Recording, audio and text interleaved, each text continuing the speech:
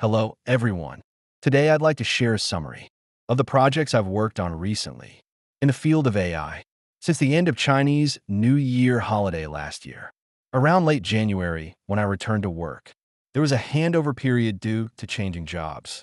After switching jobs, I had more free time. So for the past 6 months, I've been all in on AI, tried many different projects, and stepped on quite a few pitfalls, just in time for the Dragon Boat Festival break. I took the opportunity to organize everything and share it with you. I'll go over the projects, mostly in chronological order. The first project was combining AI with Chinese web novels going global. The idea was to translate quality Chinese web novels into English and publish them on 4 novel platforms. The goal was to earn income from reader subscriptions. I tried for a few days, but eventually gave up. Why? Because many good Chinese web novels had already been translated and published abroad, and this type of content requires a high level of localization. Very few Chinese web novel genres are actually suitable for global distribution or could be well received in Western markets. So I gave a shot and moved on. My takeaway was that when going global, you must consider cultural differences carefully.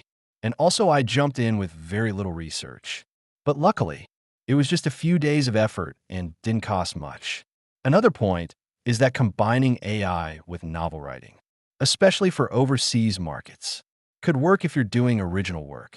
But using AI to write novels relies heavily on world building, character development, and plot control.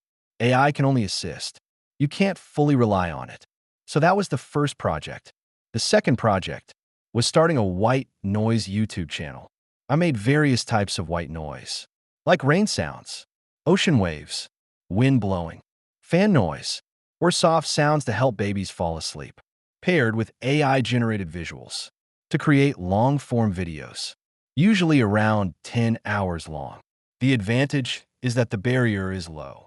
I just wrote a script to generate these long videos in batches, saving a lot of time on editing. Its monetization model is simple. It relies on YouTube ad revenue. I tried this for over 2 months, but eventually gave up. Why? Because the white noise niche is extremely saturated. There's not much room for innovation. Just rain, wind, fan sounds, paired with some visuals. Many are even black screens, which help people sleep. Also, white noise listeners are very loyal. It's hard to attract new subscribers because people usually stick with their favorite white noise. Some videos from 10 years ago still have billions of views. Even big YouTube channels, when they publish new white noise videos, get very low views. Sometimes just a few dozen, maybe a few hundred, which isn't much. I made around 15 videos over 2 months, and the views were really low. Most were in the single digits. I tried a lot of optimization, like new content themes, new formats, and long-tail keyword SEO, but nothing worked. The homogenization is just too serious. And I found that over the past 6 months, a huge number of new white noise channels were created. It's incredibly hard to stand out. Cold start in this niche is at nightmare level difficulty. So I gave it up. This also showed me how important choosing the right niche is. The third project was combining Z Wei Do Shu with AI, which is using AI to interpret traditional Chinese astrology and try to turn it into a product. I did it because I've always been interested in metaphysics. Compared to traditional Bazi, Z Wei Do Shu has finer granularity and a larger knowledge base, which makes it naturally more suitable for AI interpretation. I built a charting tool, created a knowledge base, and launched a demo website.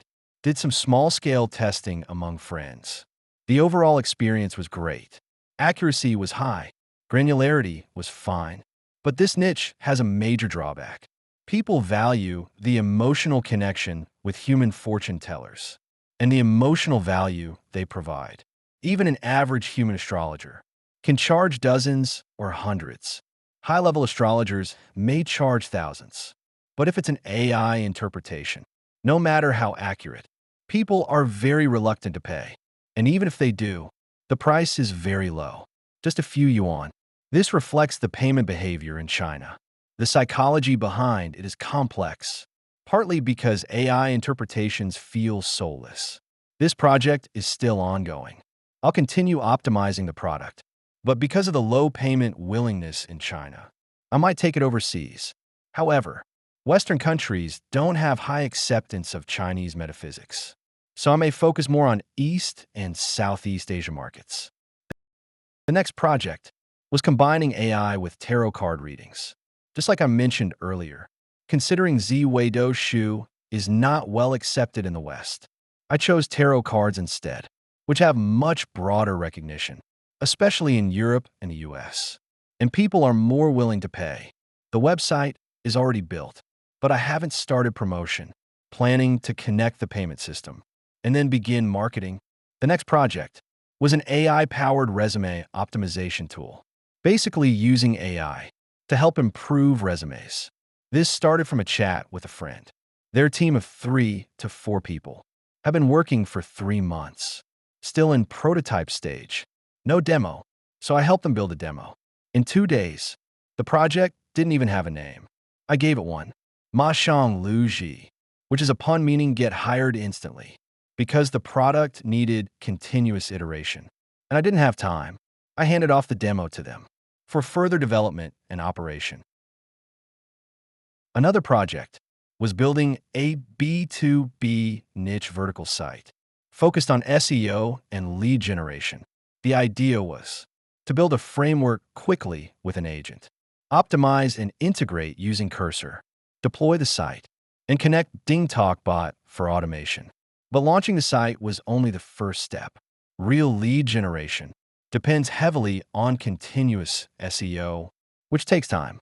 Things like page speed and sitemap are relatively easy, but building backlinks is hard, and good content is essential for high SEO weight. So this project helped me master the full process of setting up an independent site and accumulate experience. I've also started helping others build their own sites as paid work and learn the importance of SEO and how to apply practical methods. Next project was creating a Zaihongshu account focused on car selection and usage. This space is also extremely competitive. The content needs balance. Too deep and users don't get it. Too shallow and it's not differentiated. I did a lot of optimization, which helped boost engagement.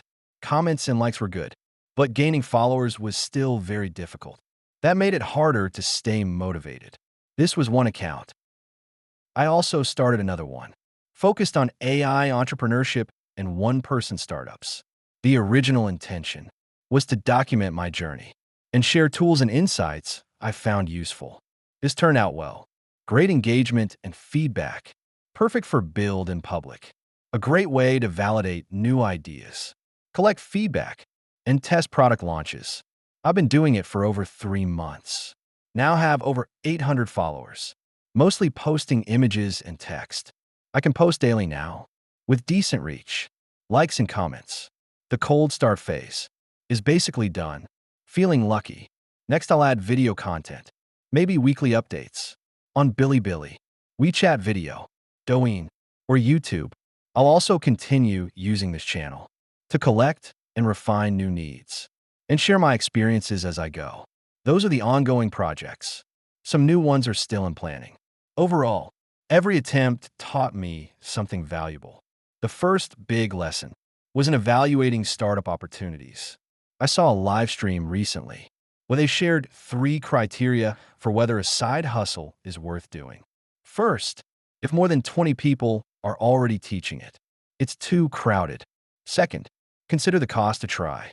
If making one video takes more than 4 hours, it may not be worth it. Third, look at the monetization potential. If successful accounts aren't making much, it's probably not a great idea. These 3 points made sense to me. Besides that, I think a good project should have some barriers to entry, but not require heavy upfront investment. Time investment is okay, like building a following or optimizing SEO, as long as the monetization path is clear and a long-term potential is good. The second takeaway was building my ability to launch and iterate quickly, Using AI tools, I could prototype fast and test ideas quickly. This is still something I'm working on.